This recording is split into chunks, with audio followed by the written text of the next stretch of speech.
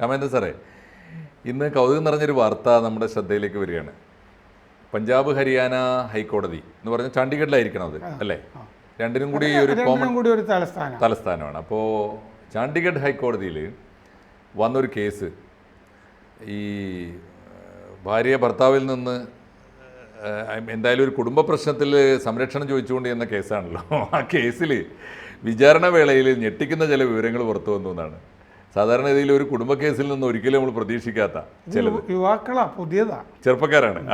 അപ്പോൾ അതിൻ്റെ എല്ലാ പ്രത്യേകതകളും ആ കേസിനുണ്ടാവും. എന്തായാലും ഞാൻ പറയുന്നില്ല, ആ കേസിൻ്റെ അതിൻ്റെ മുഴുവൻ രസം വിടാതെ സാറൊന്ന് പറഞ്ഞാട്ടെ. ഇത് കേസിൻ്റെ രസം എന്താണെന്ന് വെച്ച് കഴിഞ്ഞാൽ, വിചാരണ വേളയിൽ ഈ പെൺകുട്ടിയുടെ വീട്ടുകാർ സമ്മതിച്ചിരുന്നില്ല. കാരണം യുവാവ് മുസ്ലിം, പെൺകുട്ടി ഹിന്ദു, ഇവർ ഓടിപ്പോയതാണ്, ചാടിപ്പോയത്. അങ്ങനെ ചാടിപ്പോയ കാര്യത്തിൽ സംരക്ഷണം ചോദിച്ച് കോടതിയെ സമീപിച്ചതാണ്. അങ്ങനെ വാദി പ്രതിയാവുന്ന ഘട്ടമായി ഇപ്പോൾ കോടതിയെ തെറ്റിദ്ധരിപ്പിക്കുന്നു എന്നുള്ളത് വിലയിരുത്തി. എന്താ പറ്റിയെന്ന് വെച്ച് കഴിഞ്ഞാൽ, വിചാരണ വേളയിൽ കണ്ടെത്തി ഇവരുടെ നിക്കാഹ് നടന്നത് ഒരു ഓട്ടോറിക്ഷയിലാണ്. ഇവർ ഹാജരാക്കിയ ചിത്രങ്ങളൊക്കെ ഒരു ഓട്ടോറിക്ഷയിൽ നിക്കാഹ് നടക്കുന്നതിൻ്റെ ചിത്രങ്ങളാണെന്ന് പരിശോധിക്കുമ്പോൾ തന്നെ ബോധ്യപ്പെട്ടു കോടതിക്ക്. അതാണ് കഥ. അപ്പോൾ ഈ സാധാരണഗതിയിൽ ഇവർ സത്യവാങ്മൂലം കൊടുത്തപ്പോൾ അതിൽ പറഞ്ഞിരുന്നു, കേസിലും ഹർജിയിലും പറഞ്ഞിരുന്നു, നിക്കാഹ് നടന്നത് പള്ളിയിലാണ് എന്ന് പറഞ്ഞിട്ട് ഖാസിയുടെ ഒരു സർട്ടിഫിക്കറ്റും കൂടെ ഹാജരാക്കിയിരുന്നു, അഫിഡവിറ്റ് ഉണ്ടായിരുന്നു. അപ്പോൾ ഇത് അങ്ങനെയാണ്. ഇത് നോക്കുമ്പോൾ വിചാരണ സമയത്ത് അവർ ചിത്രം ഒത്തുനോക്കി. ഈ ജഡ്ജി ചിത്രം നോക്കുമ്പോഴാണ് ഞെട്ടിപ്പോയത്. ചിത്രങ്ങളിലൊക്കെ കാണുന്നതൊക്കെ ഒരു ഓട്ടോറിക്ഷയാണ്. അതിന് സാക്ഷിയില്ല, അതിന് വക്കീലില്ല, അതിന് ഖാസിയില്ല ഈ ചടങ്ങ് നടത്താൻ, ഓട്ടോറിക്ഷയിൽ നടക്കുന്നതായിട്ടുള്ള. അപ്പോൾ ആ ചോദ്യം ചെയ്ത് കഴിഞ്ഞപ്പോൾ ഇവരുടെ വക്കീൽ ഹർജീന്ദർ സിംഗ് സമ്മതിച്ചു, ശരിയാണ്, അത് ഓട്ടോറിക്ഷയിലെ ചിത്രങ്ങളാണ് ഞങ്ങൾ ഹാജരാക്കിയിരിക്കുന്നത് എന്ന് പറഞ്ഞു. അപ്പോൾ കോടതി കള്ളസാക്ഷ്യത്തിന് പെർജുറി കേസെടുത്തു ഇവർക്കെതിരെ. എന്നിട്ട് ഈ പുരുഷൻ ചെയ്തത് ഹീനമായ കുറ്റമാണ് എന്ന് കോടതി പറഞ്ഞു.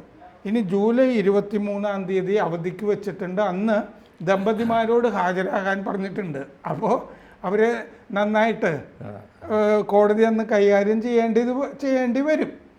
അപ്പോൾ കോടതി പറയുന്നത് ഇത് ഭയങ്കര ഞെട്ടലുളവാക്കുന്നൊരു സംഭവമാണ് എന്ന് പറഞ്ഞിട്ടുണ്ട്.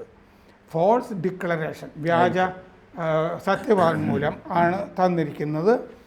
ഈ ജസ്റ്റിസ് സന്ദീപ് മൗഡ്ഗിലിൻ്റെ ബെഞ്ചിലാണ് ഇത് വന്നത്, ഈ കേസ്. അദ്ദേഹം ഇതിനെപ്പറ്റി രൂക്ഷമായ പ്രതികരണങ്ങൾ നടത്തിയിട്ടുണ്ട്. മിസ്ലീഡിങ് ദി കോർട്ട്, കോടതിയെ തെറ്റിദ്ധരിപ്പിച്ചിരിക്കുന്നു. ഈ കേസിൽ വന്നിരിക്കുന്ന ആളുകളുടെ കൈകൾ ശുദ്ധമല്ല. പിന്നെ അൾട്ടീരിയർ മോട്ടീവ്സ് ഉണ്ട്, വേറെ ഗൂഢലക്ഷ്യങ്ങൾ ഇതിൻ്റെ പിന്നിലുണ്ട്. കോടതിയെ മണ്ടന്മാരാക്കുക, ബിഫൂളിങ് ദി കോർട്ട് എന്ന് പറഞ്ഞിട്ടുണ്ട്. ഈ നിക്കാഹ് നടന്നെന്ന വ്യാജേനയാണ് കേസ്. പക്ഷെ ഇവർ പറഞ്ഞിരിക്കുന്നത് എന്താന്ന് വെച്ച് കഴിഞ്ഞാൽ, ഈ പെൺകുട്ടിയുടെ വീട്ടുകാരിൽ നിന്ന് ഭീഷണി ഉണ്ട് എന്നാണ് പറഞ്ഞിരിക്കുന്നത്.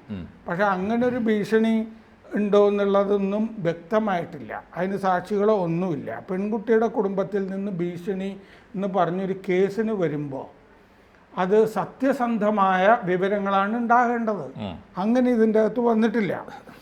അപ്പോൾ ഈ അഡ്വക്കേറ്റ് ഹർജീന്ദർ സിംഗ്, ഇവരുടെ വക്കീൽ പറഞ്ഞു, കഴിഞ്ഞ കൊല്ലം ജൂലൈയിൽ നയഗാവിൽ, പഞ്ചാബിൽ തന്നെയുള്ള മുസ്ലിം ആചാരപ്രകാരമാണ് വിവാഹം നടന്നത് എന്ന് വാദത്തിൻ്റെ വേളയിൽ ആദ്യമേ പറഞ്ഞു.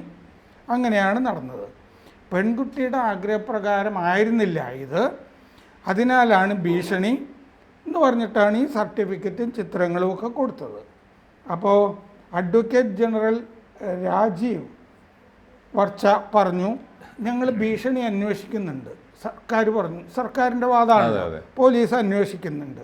പക്ഷേ ഇവർ തന്നിട്ടുള്ള വിലാസത്തിൽ ഞങ്ങൾക്ക് ഈ ദമ്പതിമാരെ കണ്ടെത്താൻ കഴിഞ്ഞില്ല എന്ന് പറഞ്ഞു. അപ്പോൾ ഇപ്പോൾ കോടതി പറഞ്ഞിരിക്കുന്നത് എന്താണെന്നറിയാമോ? ഇങ്ങനെ ആളുകളെ മതം മാറ്റുന്നൊരു റാക്കറ്റ് പ്രവർത്തിക്കുന്നുണ്ടോ, ഈ കൺവെർഷൻ റാക്കറ്റ് പ്രവർത്തിക്കുന്നുണ്ടോ എന്ന് അന്വേഷിച്ച് റിപ്പോർട്ട് തരാൻ ഫത്തേഗഡ് സാഹിബ് പോലീസിനോട് ആവശ്യപ്പെട്ടിട്ടുണ്ട് കോടതി. അപ്പോൾ ഇത് ഈ പറഞ്ഞ പോലെ ഒരു മര്യാദയ്ക്കുള്ള പ്രണയവിവാഹമാണെന്നൊന്നും കോടതിക്ക് തോന്നുന്നില്ല. അതിൻ്റെ പുറകിൽ ഒരു ഗൂഢസംഘം ഉണ്ടോ എന്ന് അന്വേഷിക്കാം. അതുണ്ടാവാം. മാത്രമല്ല ഇത് അടിമുടി വ്യാജമാണല്ലോ. അടിമുടി വ്യാജമാണ്. ഒന്ന്, ഇങ്ങനൊരു കേസിൽ ഒരു പുതുതായി വിവാഹിതരായ 2 ദമ്പതികൾക്ക് പ്രായപൂർത്തിയായവരാകണമല്ലോ. അവർക്ക് സംരക്ഷണം ആവശ്യപ്പെട്ട് കോടതിയിൽ പോകണമെങ്കിൽ ഏതെങ്കിലും ഒരു ഇന്ത്യൻ നിയമപ്രകാരം അവർ വിവാഹം ചെയ്തിരിക്കണം. ഇപ്പോൾ ഒരാൾ മുസ്ലിമും ഒരാൾ ഹിന്ദുവാണ്. ചെറുക്കൻ മുസ്ലിമാണ്, ഹിന്ദു പെൺകുട്ടിയുമാണ്. അവർ വിവാഹം ചെയ്തിട്ടുണ്ടെങ്കിൽ അത് നാട്ടാചാരപ്രകാരം ആയാൽ പോലും സാധുവാവില്ല.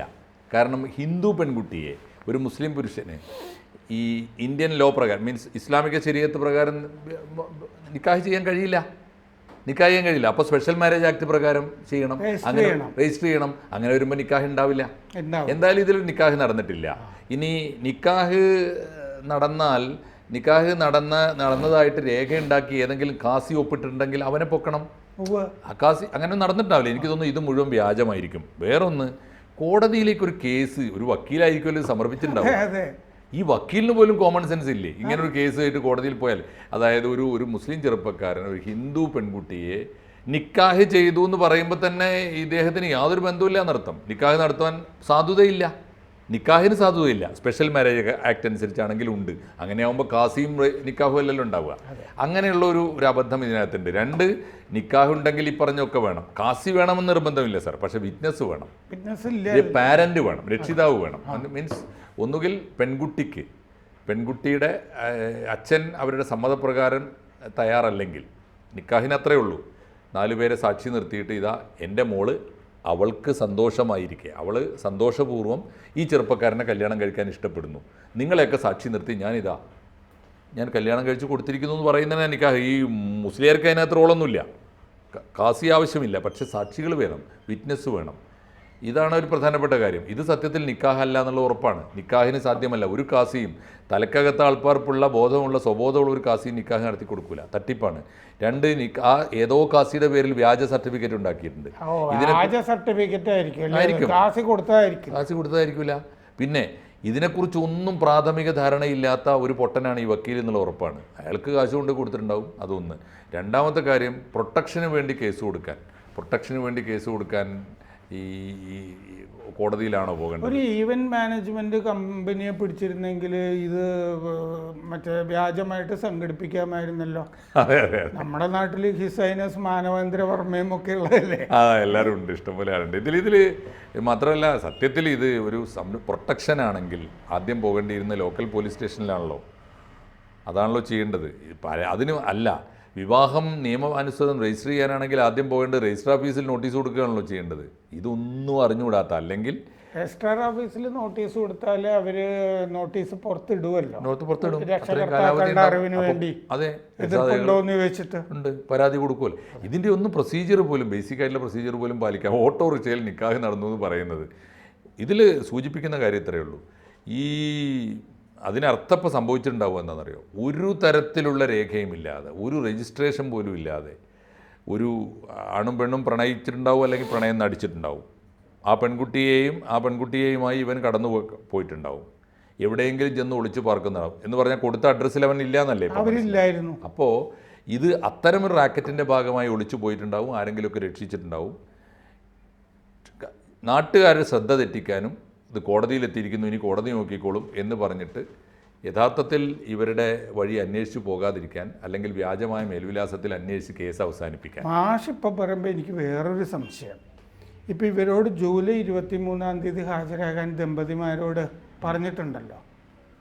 അവർ ഹാജരാകുമോ എന്നുള്ള കാര്യത്തിലും എനിക്കിപ്പോൾ ഒരു സംശയം. ഇവർ ഇന്ത്യയിൽ നിന്നും പുറത്തേക്ക് പോയിട്ടുണ്ടാവാനാണ് സാധ്യത, പോകാനാണ് ആ സാധ്യത. റാക്കറ്റ് ഉണ്ടെങ്കിൽ അങ്ങനെ ഒരാളോ സിറിയയിലേക്കൊക്കെ പോകുന്ന പോലെ. അല്ല, എവിടെയും കടത്തിക്കൊണ്ടുപോകാൻ ആളുണ്ട് സാറേ. ഇപ്പോൾ കേരളത്തിൽ ഇത്തരം കേസുകൾ, കേരളത്തിൽ പോലും എത്ര സ്ഥാനങ്ങളുണ്ട്. മാറി മാറി വന്ന ഗവൺമെൻറ്റുകൾക്കൊന്നും കയറി ചെല്ലാൻ പറ്റാത്ത താവളങ്ങളുണ്ട്, ഇഷ്ടം പോലെ താവളങ്ങളുണ്ട്. കൺവേർഷന് വേണ്ടി മാത്രമുള്ള താവളങ്ങളുണ്ട്, അതിന് വലിയ പ്രൊട്ടക്ഷൻ ഉണ്ട്. അവരുടെ കയ്യിൽ ആവശ്യത്തിനുള്ള എല്ലാ സംവിധാനങ്ങളുണ്ട്, പണമുണ്ട്, ആയുധമുണ്ട്, അത്തരം കേന്ദ്രങ്ങളൊക്കെ ഉണ്ട്. ഇവിടെ ഉണ്ടെങ്കിൽ പഞ്ചാബിൽ ഉണ്ടായിക്കൂടാ, പഞ്ചാബിൽ ഇതിനേക്കാൾ കൂടുതൽ ഉണ്ടായിക്കൂടെ? അപ്പോൾ ഇതാണ് ഇതിൻ്റെ സ്ഥിതി. അത് വളരെ കൂടുതൽ അന്വേഷിക്കുന്നുണ്ട്. 23-ാം തീയതിയിലെ കോടതി വിളിക്കുമ്പോൾ നമുക്കറിയാം അവർ വരുമോ ഇല്ലേ, വന്നാൽ എന്ത് എന്നുള്ളത്. അത് നോക്കാം. അത് കാത്തിരുന്നിട്ട് അതിൻ്റെ രണ്ടാമത്തെ എപ്പിസോഡ് രാമേന്ദ്രൻ സാറ് ഇമാതിരി സാധനങ്ങൾ കൃത്യമായിട്ട് ഇനിയും ഫോളോ അപ്പ് ചെയ്യേണ്ടി വരും നമുക്ക്. തീർച്ചയായിട്ടും ഒരു പുതിയ വാർത്തയാണ്, കൗതുകമുള്ള വാർത്തയാണ്. മലയാളത്തിലേക്ക് 1-ാം പേജിൽ പെട്ടിക്കോളം വരേണ്ട വാർത്തയാണ് സാറിൻ്റെ മനോരമയുടെ ഒക്കെ രീതി അനുസരിച്ച്. മനോരമയിൽ അത് വരുന്ന കാലമൊക്കെ പോയി അല്ലേ? അത് ഇത്തരം വിഷയങ്ങളായതുകൊണ്ടാണ്. അതെ, ഇതിൻ്റെ അകത്ത് ഈ മതപരമായ കാര്യങ്ങളുണ്ട്. നമ്മളിപ്പോൾ ആ പള്ളിയുടെ ആക്രമണം പോലും ഇവിടുത്തെ പത്രങ്ങളിൽ കാണുന്നില്ല. ഇന്ന് രാവിലെ വരാമായിരുന്നതാണ്. അതെ, കൊടുക്കാതിരിക്കുന്നതാണോ മനഃപൂർവ്വം അല്ലേ? അതെ, അതായത് ഈ CPM ചെയ്യുന്ന ഒരു പരിപാടിയില്ലേ, മതപ്രീണനം എന്ന് പറഞ്ഞത്, അതിങ്ങനെ വാർത്ത കൊടുക്കാതിരുന്നാലും പ്രീണനമാകുന്നുള്ള തെറ്റിദ്ധാരണയാണ്. അതൊന്നും പത്രപ്രവർത്തനമായിട്ട് ബന്ധമുള്ള കാര്യങ്ങളല്ല ഇത്. അറിയാനുള്ള അവകാശത്തിന് വേണ്ടി നമുക്ക് മാധ്യമങ്ങളെ ആശ്രയിച്ചൂടെ അപ്പോൾ, അല്ലേ? അങ്ങനത്തെ ഒരു അവസ്ഥയാണ്. ഏതായാലും അവർ കൊടുക്കാതിരിക്കട്ടെ, നമ്മുടെ ചാനലിൽ നിന്ന് നിലനിൽക്കണമല്ലോ. തീർച്ചയായിട്ടും അങ്ങനെ ഒരു ഗുണവും ഇത്തരം കണ്ടെത്തലുകളും ഉണ്ടാവട്ടെ. നന്ദി സർ. നമുക്ക് ഇനിയും ഇത്തരം കണ്ടെത്തലുകളും കാഴ്ചകളും വർത്തമാനങ്ങളും തുടരാം. Okay sir.